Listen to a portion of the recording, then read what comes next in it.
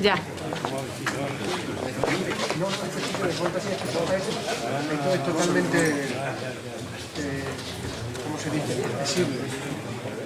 Está diseñado así.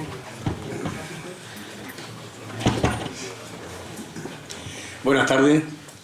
En primer lugar, quiero dar las gracias a todos ustedes por su presencia hoy aquí, porque coincidiendo con varios eventos como hay en Badajoz, que hay en el Ateneo hay una conferencia sobre astrología, en el Salón de Plenos de la Diputación hay un concierto de violín y violonchelo, y hay sobre todo un partido de fútbol que es el Sevilla-Real Madrid, y como en España nos movemos todos alrededor del fútbol, y es por lo único que no se le critica al gobierno por permitir que salga tantísima divisa fuera de España y salir de los canales productivos españoles, pues bueno, pero me sorprende la cantidad de gente que hoy está aquí, por lo tanto, muchas gracias. Quiero darle la bienvenida y las gracias por haber aceptado nuestra invitación al coronel Salafranca para darnos hoy una conferencia sobre la Legión. También al coronel Cuenca, jefe del regimiento Saboya con base en Badajoz, en la base de Botoa. También ha pertenecido durante mucho tiempo, como él me decía hace breve momento, pues así como 14 años, de teniente, de capitán y de comandante a la Legión. Es decir, que hoy estamos rodeados de Legión. Y yo, pues con permiso de ustedes, me van a permitir que haga una pequeña reflexión sobre la Legión, en la cual, aunque yo no estuve dentro de ella, pero sí que conviví hasta cierto punto de vecino y de compañero. Antes de que nos hable el coronel de la Legión, quiero decirle que ese cuerpo que nace en un 28 de enero de 1920, por una prerrogativa del rey Alfonso XIII, dando realidad a un proyecto de su fundador, el teniente coronel José Millán Astray, celebra pasado mañana su 91 cumpleaños. Y yo no sé si será coincidencia, pero coincide con el día en que el gobierno, en un consejo de ministros, va a aprobar la ley de reforma laboral y de reforma de las pensiones. ¿Será casualidad? Yo no lo sé, pero es que hay muchas coincidencias de vez en cuando. En la Legión únicamente se pedía para su alistamiento 3 condiciones. Al parecer, ser sano, ser fuerte y ser apto para portar armas. Y así es como este cuerpo se funda, empieza a funcionar. En los 3 términos que nos va a hablar el coronel sobre su pasado, presente y futuro, yo, en una opinión mía personal, creo que tiene un pasado glorioso. Glorioso porque tal vez sea el cuerpo más condecorado de los ejércitos de España. Y ese cuerpo prende en sus banderas, guiones y pechos muchas condecoraciones y bastantes de ellas con distintivo rojo. Y además prende también varias a nivel individual y colectivo de la localidad de San Fernando. Hoy tenemos aquí precisamente el hijo de uno de los que fue laureado por 2 veces. El presente yo lo considero que es un presente muy activo, puesto que como fuerza de choque siempre es la primera fuerza en ser movilizada en todas las misiones internacionales en las que participa España. Y el futuro lo veo incierto. Y lo veo incierto porque las políticas del gobierno son muy volubles. Y donde hoy tenemos una cosa, mañana podemos tener cualquier cosa o convertirnos en una ONG. Esperemos que no. Por último, yo quiero hacer un recuerdo cariñoso. Por eso decía que, aunque yo no perteneciera a la Legión, pero sí que conviví como vecino durante 16 meses o 14 o 15 meses en Sidi Ifni, con las 13 banderas General Mola Independiente de la Legión. Compartíamos 2 puestos de la Guardia y del Refuerzo, y compartíamos también los equipos deportivos, que eran en balonmano, en baloncesto y en fútbol, bajo la denominación de Unión Deportiva. En aquel entonces mandaba esa bandera el coronel José Timón Lara. Y mi primer capitán de recluta fue el capitán caballero legionario Francisco Vidal Ortiz, que nació en Almendralejo y pasó a reserva de teniente coronel. Con él tuve además la oportunidad de compartir bastantes tertulias ya en su etapa de jubilado. Y él fue el que, si no me impregnó, al menos sí me imbuyó algunos de los valores que tiene la Legión y que yo creo que son propios de todo el ejército, como era la disciplina, la obediencia y el amor a la bandera que yo juré defender. Y yo sin nada más le voy a pasar la palabra al coronel Cuenca para que él presente al conferenciante. Muchas gracias. El coronel tiene la palabra. Muchas gracias. Difícil presentar al coronel Salafranca. Hoy tenemos con nosotros al coronel Juan Ignacio Salafranca Álvarez para hablarnos de algo que lleva en su ADN de siempre y sobre lo que es un verdadero especialista porque le ha dedicado gran parte de su vida profesional y toda su vida particular. La Legión, unidad que, como seguro que él nos va a decir, se mete en el alma de los que un día tuvimos el privilegio y el orgullo de vestir la camisa verde y crea en todo el que la ha vestido una forma muy particular de afrontar la vida profesional y la privada. Nacido en Madrid en el año 1947, ha dedicado su vida a su esposa Irene, a sus hijos y al ejército, no necesariamente por ese orden, sino más bien al contrario. Exactamente. Creo que huelga hacer una enumeración de sus múltiples cursos, diplomas y condecoraciones y destinos. Lo que es un verdadero infante. Desde que el año 1969 ingresó como cadete en la 28 promoción de la Academia General Militar. Y en todos sus empleos ha vestido la camisa legionaria. En todos sus empleos ha dado de sí lo mejor para la Legión y para los legionarios, con la única excepción de su empleo de coronel, de que mandó el regimiento Soria 9, que bueno, aunque no eran de legionarios, había muchos legionarios por ahí sueltos y tal, y bueno, y él tuvo que controlarlos de alguna forma o de otra. Tras su pase a la situación de reserva, ha dedicado su tiempo a ser un gran estudioso de la historia y de la cultura militar de su puesto en el instituto, y ha sido uno de los artífices, con muchísimos problemas, muchísimo trabajo y muchas más cosas, del traslado del actual Museo del Ejército a Toledo. Yo tuve el placer de coincidir por aquel tiempo comandante Salafranca, cuando él se encargó, junto con otros, de la creación de la Academia de Formación de Mandos Legionarios, que luego se transformó posteriormente en su disolución en el Maleg. Esto supuso un hito para la Legión y un problema. Y todavía me acuerdo el día que llegué de joven capitán del tercer tercio, bastante más para allá que para acá, y digo, ¿y el comandante este quién es? Y un oficial legionario me dijo, ¿el comandante Salafranca? El comandante Salafranca es un oficial de ley. Un oficial de ley de lo de verdad. Aparentemente tranquilo, pero firme en el trato y muy humano. Que cumplía a rajatabla buena parte del credo legionario y que sobre todo cumplía aquello de jamás abandonar a un hombre en el campo hasta perecer todos en cualquier situación.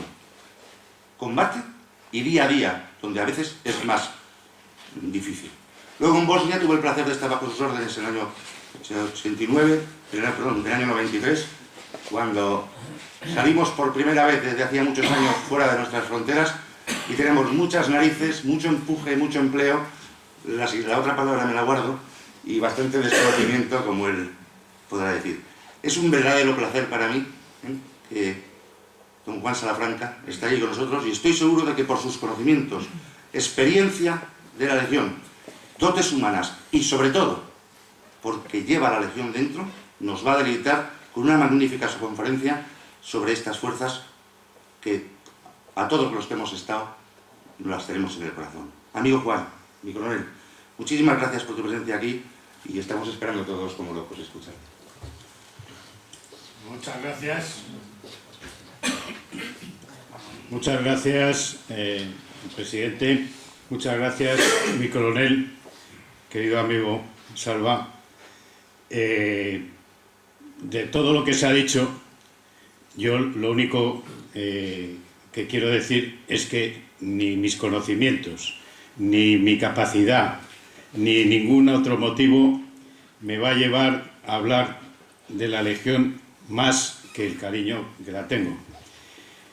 Como bien ha dicho el coronel Cuenca, la Legión se mete dentro. Mi mujer le llama el virus verde. Yo me infecté del virus verde allá por 1974 en tierras del Sáhara, en aquella querida séptima bandera en Esmara, y desde entonces respiro Legión. Respiro Legión porque no se puede ser de otra manera. He tenido la suerte, como ha dicho el coronel, de mandar sección, compañía, bandera durante todo mi empleo de teniente coronel, un récord difícilmente igualable, hoy imposible, y en todos los empleos he tratado de servir a la Legión, porque en la Legión hay dos clases de personas, los que sirven a la Legión y los que se sirven de la Legión. Eso el general Payás lo expresaba francamente bien. Yo he tratado de ser del grupo de los que sirven a la Legión, con esa palabra, además, servir, que ahora está muy poco de moda. Mi destino actual, el Instituto de Historia y Cultura Militar, se llamaba Servicio Histórico Militar. Ya no se puede llamar servicio porque aquí parece que lo de servir está un poco fuera de lugar. Agradezco a los dos sus cariñosas palabras. valorando muy por encima, espero que no defraudaré, lo que voy a decir. Y agradezco especialmente el poder hablar de la Legión, porque estoy firmemente convencido de que conocer a la Legión es quererla. Y entonces cualquier ocasión de dar a conocer la Legión, aunque veo aquí muchos legionarios, a los que difícilmente les voy a explicar nada de la Legión, pues es una ocasión de que alguien más quiera la Legión. Desde que llegué al tercio allá en 1974, ya ha pasado tiempo, he oído constantemente que la Legión ya no es lo que era. Bueno, yo creo que sí, La Legión ha sido, es y será no la primera unidad militar de España, sino la unidad que se pone entre la primera y el enemigo. Y esto ha sido, es y yo creo que seguirá siendo así. Y voy a tratar de demostrarlo a lo largo de las palabras que van a seguir. Por otra parte, el título de estas palabras es muy comprometido, porque hablar del pasado, bien, se recuerda la historia de la Legión, que como han dicho es gloriosa. Hablar del presente, pues explicando cómo está organizada la Legión y qué es lo que hace ahora, pues también es bastante fácil. Pero hablar del futuro requiere un ejercicio de imaginación difícil. De todas maneras, yo creo que el pasado de la Legión, como he dicho, es su historia. El presente de la Legión es su organización y sus misiones actuales, y el futuro de la Legión es el servicio a España. Por lo tanto, yo creo que España va a necesitar la Legión, sigue necesitando la Legión, y el futuro, por lo tanto, nos sonríe. En el pasado, el presente y el futuro de la Legión hay unas constantes que son los legionarios y el credo. Los legionarios, luego lo veremos, evolucionan, como evoluciona la sociedad. No es lo mismo un joven de hoy día que un joven de 1920, indudablemente, pero el legionario tiene unas características comunes en 1920 y ahora. Del pasado me va a resultar fácil porque además a lo largo de 20 años de servicio en la Legión, pues he participado en el 20 y tantos % de ese pasado. Estamos en los 90 años de la Legión y, por lo tanto, pues parte de ese pasado lo he vivido en primera persona y resulta fácil. Además, mi afición a la historia, que me ha llevado al destino que tengo ahora, me ha hecho profundizar en la historia de la Legión y admirarla. El presente lo conozco. Ahora mismo comentaba a la entrada que de los coroneles, de los actuales coroneles de los 4 tercios, 3 han sido subordinados míos directamente. Por lo tanto, como con mis antiguos subordinados mantengo una amistad que procuro que sea duradera, pues sigo en contacto con ellos y conozco de sus inquietudes, conozco de sus problemas y conozco de su vida diaria. El futuro, como he dicho antes ya, es un ejercicio de imaginación difícil. Bueno, pues vamos a empezar a hablar del pasado. El pasado yo lo divido en una serie de periodos. Primero y más intenso, no extenso, pero más intenso, y sí será más extenso en mis palabras, es el periodo de la fundación y la guerra de África. Otro periodo breve pero decisivo es el advenimiento de la República y la revolución de 1934. La guerra, me niego a llamarla civil, porque guerras civiles en España ha habido toda la vida, entonces quedaría indeterminado. La guerra, concretamente esta, la de 1936 a 1939.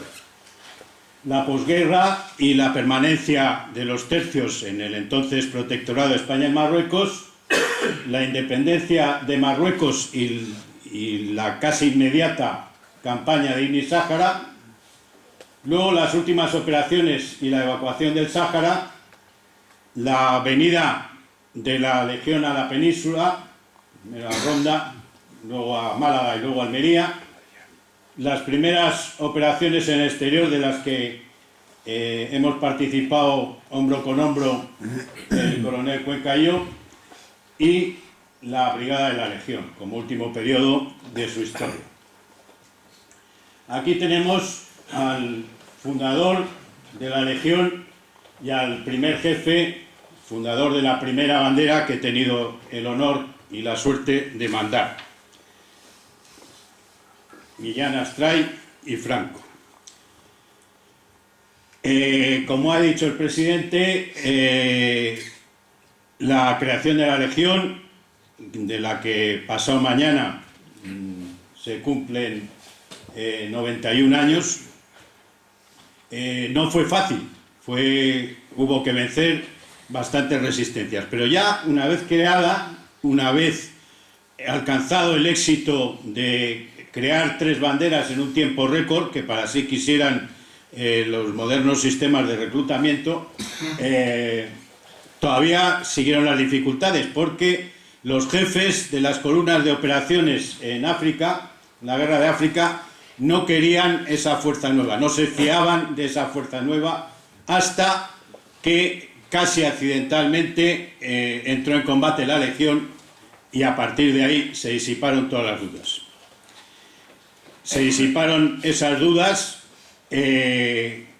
lamentablemente, con la muerte del que fue el primer muerto de la Legión, el cabo Baltasar Queja de la Vega. Si ya en la zona occidental del protectorado, en la zona de Ceuta, la Legión había disipado esas dudas sobre su operatividad, el espaldarazo definitivo fue el socorro de Melilla. En 1921 se produce el desastre de Anual, Melilla se ve seriamente amenazada, la propia población de Melilla. Cuando llega la Legión a Melilla, el puerto está lleno de gente, no para recibir a la Legión, que no sabían que venía, sino para tratar de coger un barco y partir hacia la península. Millán Astray, con su palabra fácil, con su carisma, se dirige a los melillenses y les convence de que la Legión les va a salvar, como así sucede. La Legión sale del puerto desfilando. Todavía la única estatua de Franco que queda está en el puerto de Melilla, donde desfiló esa primera bandera, y continuando con su desfile se incorporan ya a las posiciones de defensa de Melilla y logran estabilizar la situación. A partir de ahí empieza la reconquista del territorio de la zona occidental y se producen las acciones más gloriosas de la Legión, de las que citaremos muy pocas, pero que fueron muchas. Fueron concretamente 899 hechos de armas a lo largo de la campaña. Casabona, el Bloqueo de la Muerte, Ticiaza, todos son Set, Lasdau, Aldaten, Taxuga, todos son operaciones donde la Legión se cubre de gloria. Y ese cubrirse de gloria de la Legión vuelve del revés, como un guante, el concepto que los jefes de operaciones tenían de la Legión. Después de estas operaciones, o mejor dicho, a lo largo de estas operaciones se produce el cese de Millán Astray como jefe de la Legión.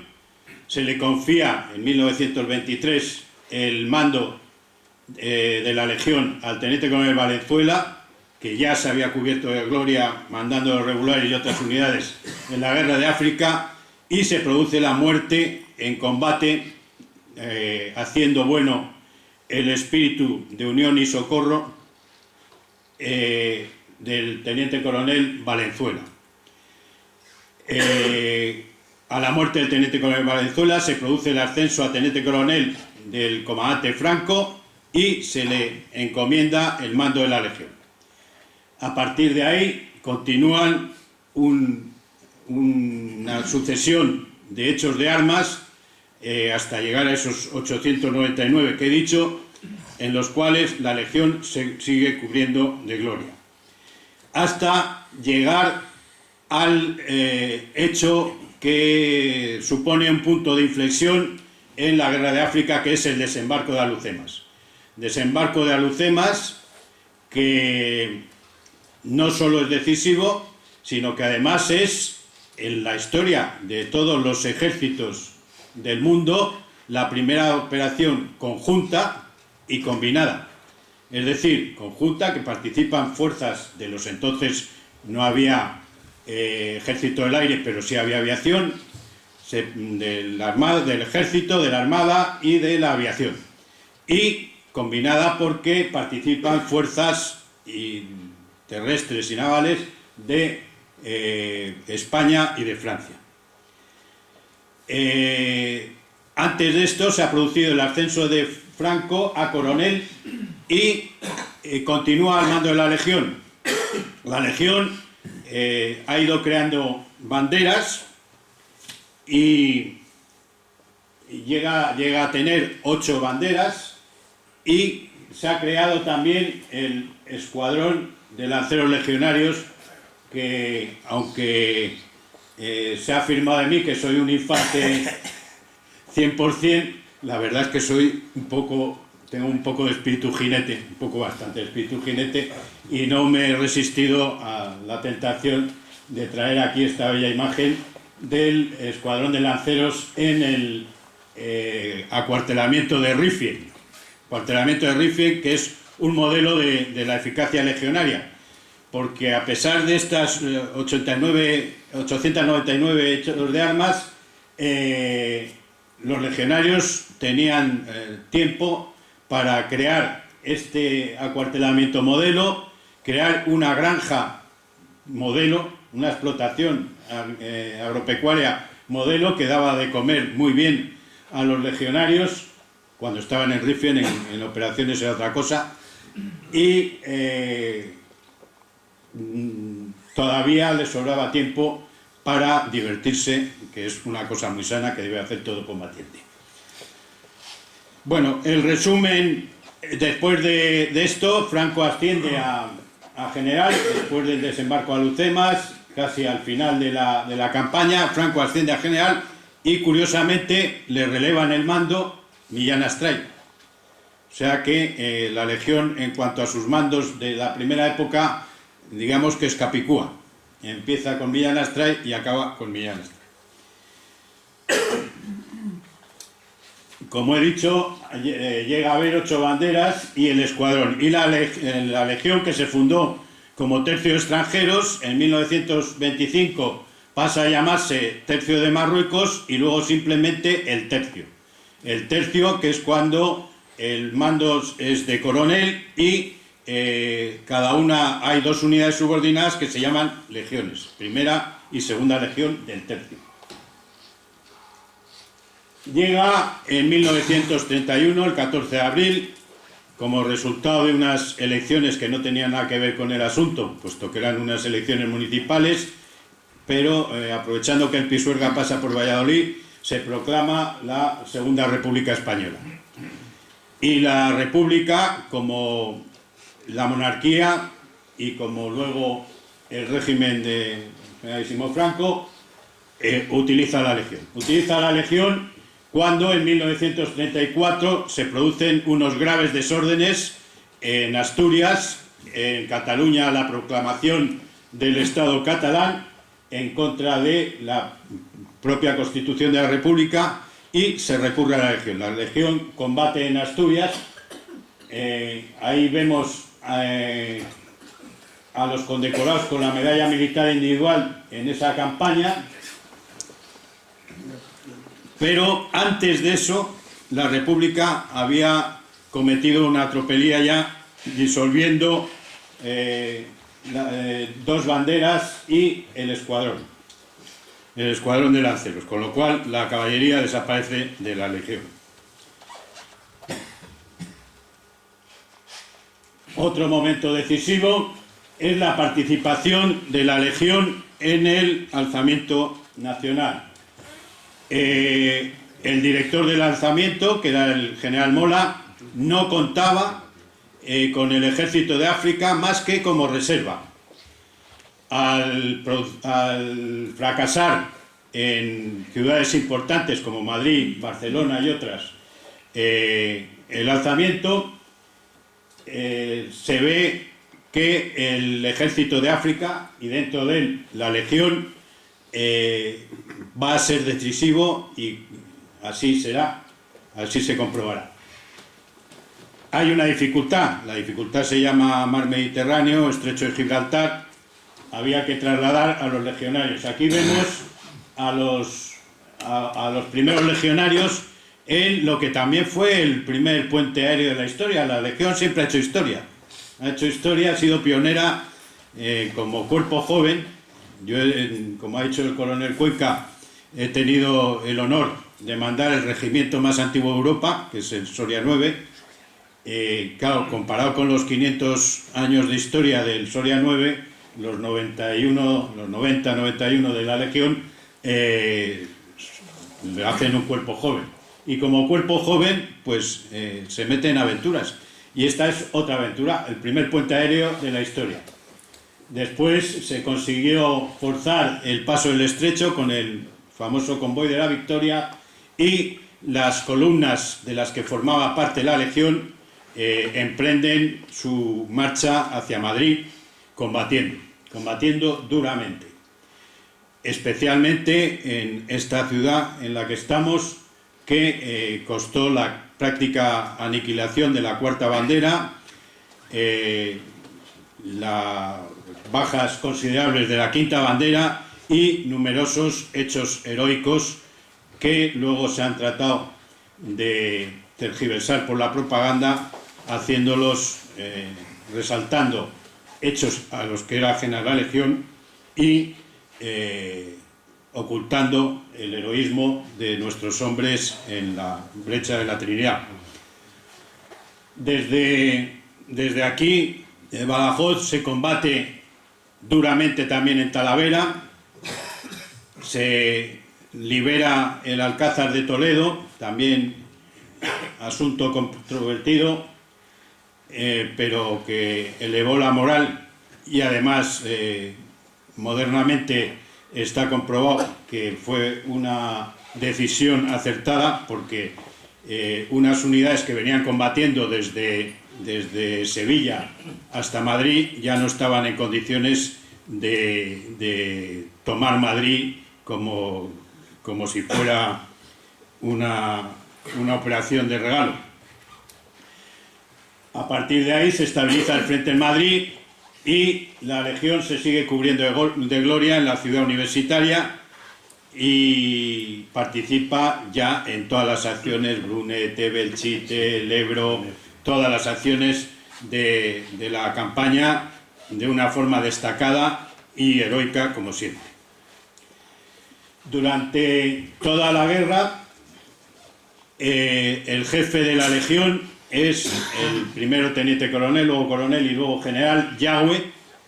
En los tres empleos, a pesar de que el mando de la Legión era de coronel, al ascender a general y sin perjuicio de su mando de grandes unidades, sigue siendo el jefe, llamémosle administrativo, de la Legión, y crea hasta 18 banderas. 18 banderas, sin contar, como vemos aquí, la bandera legionaria de carros de combate. o la compañía de lanzallamas, que también es otra especialidad que se crea a partir de la Legión. La bandera legionaria de carros de combate se crea además porque el mando no está conforme con la floja actuación de los carros durante la campaña, y la manera de impulsar a estas unidades tan decisivas se considera, y se acierta con ello, que es confiárselas a la Legión. Y así se hace, y así se consigue la victoria. Después de la victoria, y tras unos episodios de lo que se llamó persecución de huidos, donde la Legión tuvo una actuación poco conocida tanto en el Pirineo como en la serranía de Ronda, por ejemplo. Todo el mundo piensa que la Legión llegó a Ronda en 1981, no, la Legión llegó a Ronda en 1939 y estuvo allí en estas operaciones, pero ya se pasa a otra organización de la Legión. La Legión se organiza en tercios. Hasta entonces eran la primera y la segunda legión del tercio. A partir de antes del final de la guerra ya empieza a llamarse al conjunto la Legión y a las partes tercios. Se crean 3 tercios. El primero, se me ha colado primero el segundo. Este es el segundo, este es Riffier. Este es el primero, en Tawima. Y el tercero en Larache, en la zona de Larache, con un destacamento en el Crinda. Al poco tiempo de esta creación de los tercios, se les da nombre, y se les dan los nombres de los grandes capitanes de los viejos tercios de Flandes. El primero es el gran capitán, el segundo el duque de Alba, el tercero don Juan de Austria. Unos años después se crea el cuarto tercio en Villasanjurjo, y se le da el nombre de otro gran capitán de los tercios, que es Alejandro Farnesio. Un poco dura el cuarto tercio en Villasanjurjo, porque se produce la independencia de Marruecos, provocada porque Francia es la primera que concede la independencia a su zona, y casi inmediatamente España se ve obligada a hacer lo propio con la suya. E inmediatamente se producen agresiones a los puestos de Ibni y de El Sáhara, que Marruecos atribuye a bandas incontroladas, cuando en realidad eran fuerzas de las Fuerzas Armadas Reales de Marruecos. Entonces, nuevamente, como en 1920, como en 1934 y como en 1936, el mando recurre a su mejor arma, recurre a la Legión. Y la Legión combate en las tierras de Ibni, combate en el Sáhara español, y se crea una nueva unidad que es una bandera independiente, la 13ª bandera, General Mola, que es la única que no está adscrita a ningún tercio, es una bandera, como digo, independiente. La 13 bandera se cubre de gloria en el combate de Chera, donde se conceden las 2 últimas laureadas individuales al Brigada Fadrique y al caballero legionario Maderal Oleaga. Ese combate de Chera marca un hito en las operaciones. A partir de ahí, la cooperación entre Francia y España, como en Alhucemas, vuelve a dar resultado, y se limpia el territorio de esas bandas armadas.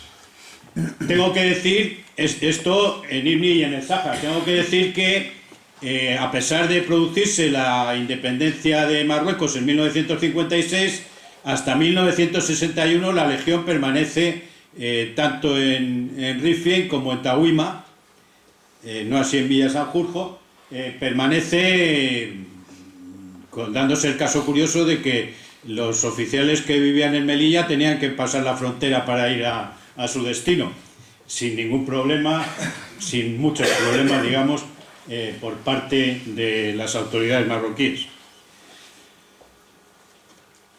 Aquí vemos otra imagen de la guerra en el desierto con los primeros CEDMES, el CEDME que tenía bípode, el CEDME-B. Hay un periodo de relativa tranquilidad en Ifni y en el Sáhara y se crean los tercios saharianos. Se crean a partir del tercer y del cuarto tercio. El tercer tercio abandona su guarnición de Larache y se acuartela en Ayun, y el cuarto tercio abandona Villa Sanjurjo y pasa a Villa Cisneros. Estos tercios saharianos, además de 2 banderas de infantería, tenían un grupo de caballería. Vuelve a aparecer la caballería en la región, esta vez ya no a caballo, y unas baterías transportadas. Este era el elemento de transporte de las baterías. Las baterías tuvieron una duración efímera, mientras que los grupos permanecieron hasta la evacuación del Sáhara. Y este es otro periodo. Aquí vemos la, para mí, entrañable imagen de mi 7ª bandera, y creo que para el coronel Rolandi, de mi 7ª bandera en Esmara, hecha como siempre por los legionarios. Los legionarios hicieron eso bajo la sabia dirección del teniente coronel Lago, luego de general de división, asesinado por ETA, mandando la división acorazada. Esa es la bella estampa de nuestro querido acuartelamiento de Esmara. Como digo, hay un periodo de tranquilidad hasta que en 1970 hay un incidente, una manifestación en Ayun, que alguien desacertadamente encarga de su represión a una compañía de la Legión. Los saharauis, que no sabían muy bien con quién se veían las caras, agredieron a la compañía con piedras y objetos contundentes, y la compañía se vio obligada a hacer fuego, causando una baja que será el héroe de la resistencia saharaui, el Basili. Aquí vemos una patrulla de las que hemos hecho algunas. Esta concretamente del cuarto tercio, porque en el tercero ese uniforme mimetizado árido no lo utilizábamos más que cuando venía el ministro para pasarnos revista. Pero los del cuarto tercio, que eran más guerreros, iban así por el desierto. Nosotros íbamos de verde.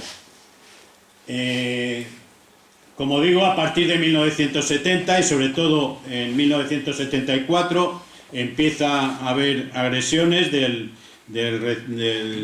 recién creado Frente Polisario, que tanto ríos de tinta está moviendo en este momento, y al mismo tiempo algún incidente con alguna patrulla marroquí.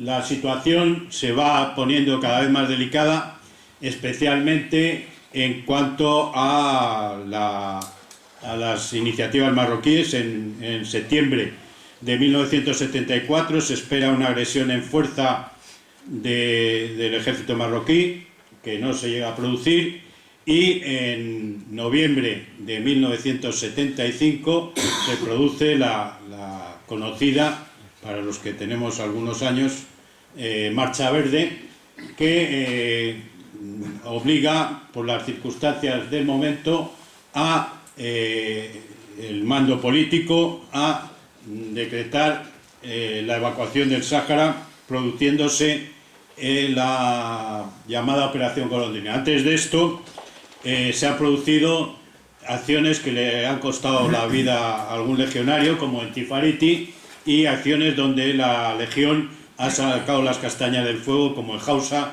donde una agresión a un puesto que suponían que solo tenía policía territorial y nómadas, se encontraron con una compañía de la Legión y salieron escaldados. La Legión, como siempre, combate, pero trabaja. Y el fruto del trabajo de la Legión es eso que he traído a colación, porque esas torres, esas bellísimas torres que daban entrada al acuartelamiento de Sidi Buya, se inauguraron no más de 3 meses antes de que evacuáramos el Sáhara. Todavía me dio tiempo a hacer guardia ahí.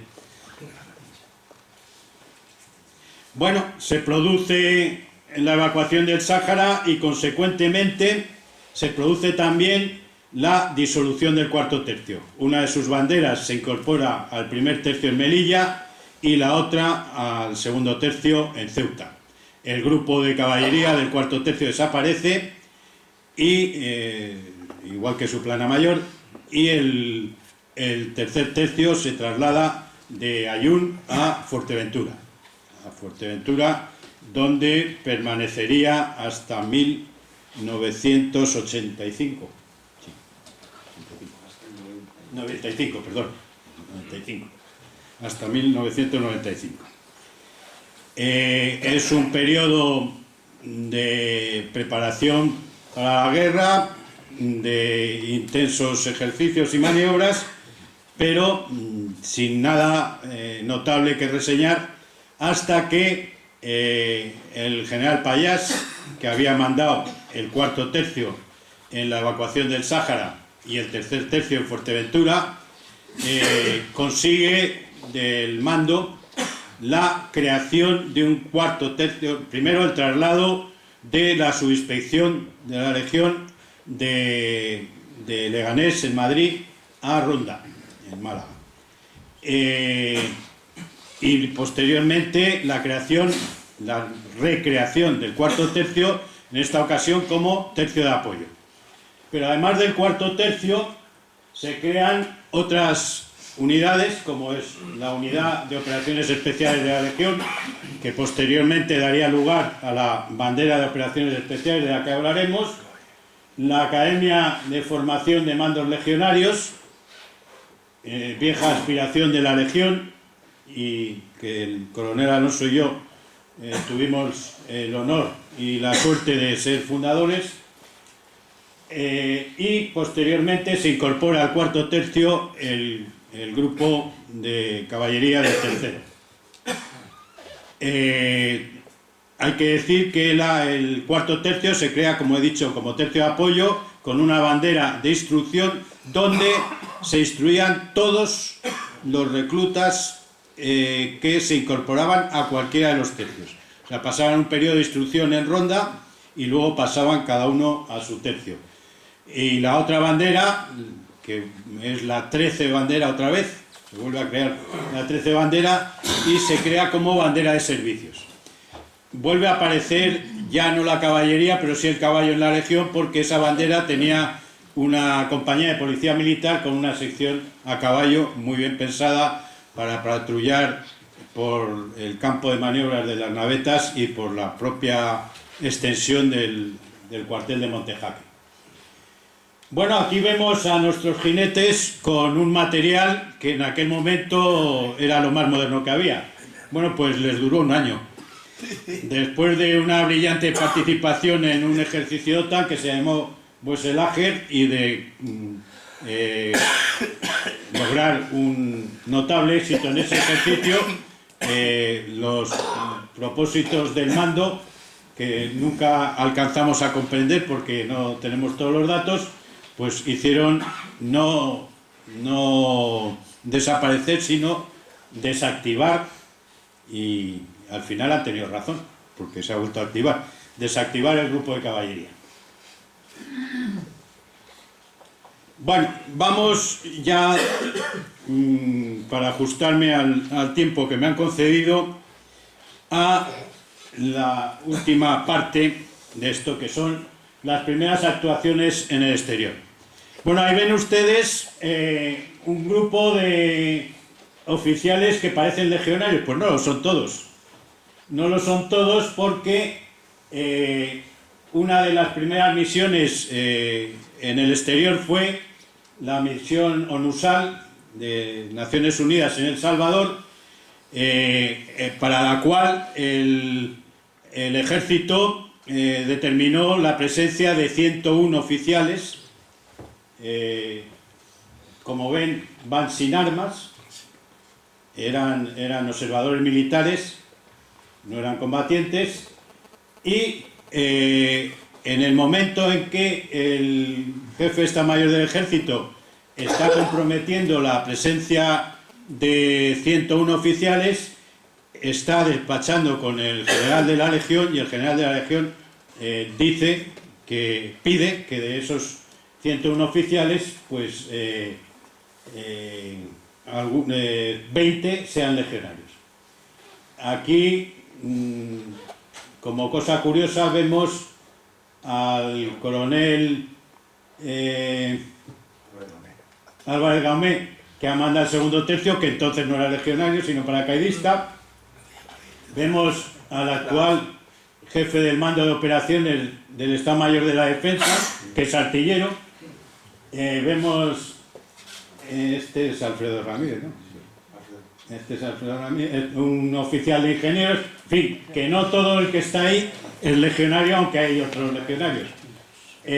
La razón de la uniformidad es que tanto la guerrilla salvadoreña como el ejército utilizaban uniformes mimetizados, y la manera de distinguir a los observadores militares, por lo menos a los españoles, porque ahí se ve a un extranjero que sí lleva uniforme mimetizado, era dotarles de un uniforme. ¿Qué uniforme? Pues el de la Legión.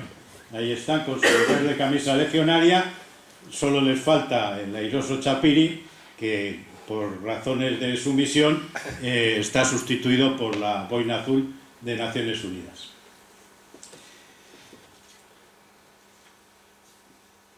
Ya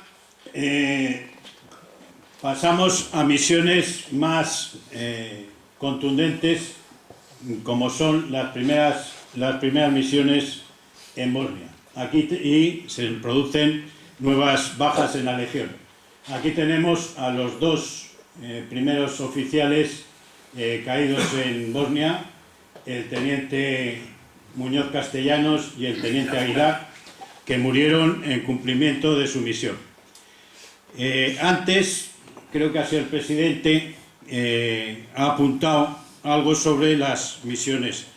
Las misiones, aunque sean misiones de paz, o como en este caso era en principio de ayuda humanitaria, implican a veces acciones de combate. Nuestra doctrina distingue entre dos tipos de operaciones de paz: operaciones de mantenimiento o de imposición de la paz. Las de mantenimiento de la paz pueden llevar a enfrentamientos armados con cualquiera de los dos bandos, y desde luego las de imposición de la paz frecuentemente llevan a esos enfrentamientos. Pero es que también las operaciones de ayuda humanitaria, si tienen presencia militar, por algo será. O sea que ni en Bosnia nosotros llevábamos alimentos ni medicamentos a la población, sino que lo hacía una organización de Naciones Unidas que se llamaba ACNUR, y nosotros escoltábamos los convoyes porque había un enfrentamiento, y entonces pues necesitaban protección. O sea que en cualquier acción puede haber bajas, como demuestra el hecho. No es el caso de los tenientes que murieron por fuego enemigo, por fuego de uno de los dos bandos, porque a poco de llegar ahí la segunda de las agrupaciones, la agrupación Canarias, el panorama cambió. Los bosnios que estaban unidos, bosnios musulmanes y bosnios croatas, contra los serbios, pasaron a enfrentarse entre ellos, y nos convertimos de la noche a la mañana en fuerzas de interposición con el consiguiente aumento del riesgo y las lamentables bajas que se produjeron, concretamente 10 en nuestra agrupación. Bueno, y sí, la Legión, como todo cuerpo joven, pues va cambiando, como cambian los niños a jóvenes y los jóvenes van madurando. Y la Legión, pues continuamente ha ido cambiando. Y cambia, desaparece la subinspección y se crea un mando de la Legión que ya tiene mando operativo, en principio solo sobre el cuarto tercio.